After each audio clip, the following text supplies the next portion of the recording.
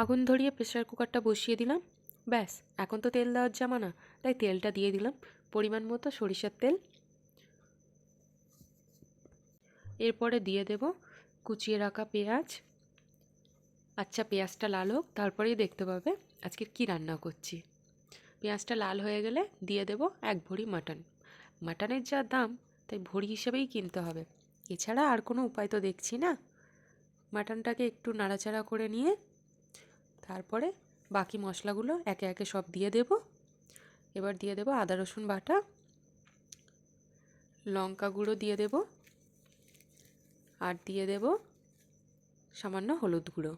দিয়ে এখন ভালো করে কষাতে হবে যতক্ষণ না সুন্দর একটা কালার আর একটা সুন্দর স্মেল হচ্ছে।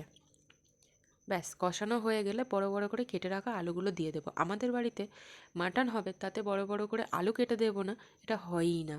কারণ মাটনের থেকে আলুটাই যেন বেশি টেস্টি লাগে ভাতের সাথে। রবিবার দুপুর মানে এই রান্নাটা খুব স্পেশাল। ব্যাস, এবার একটু জল ঢেলে দিলাম সমস্ত কাজের ওপরে।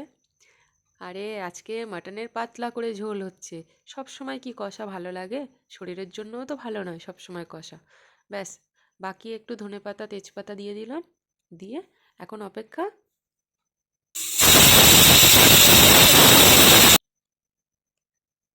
রেডি হয়ে গেল মাটনের লাল লাল ঝাল ঝাল তরকারি।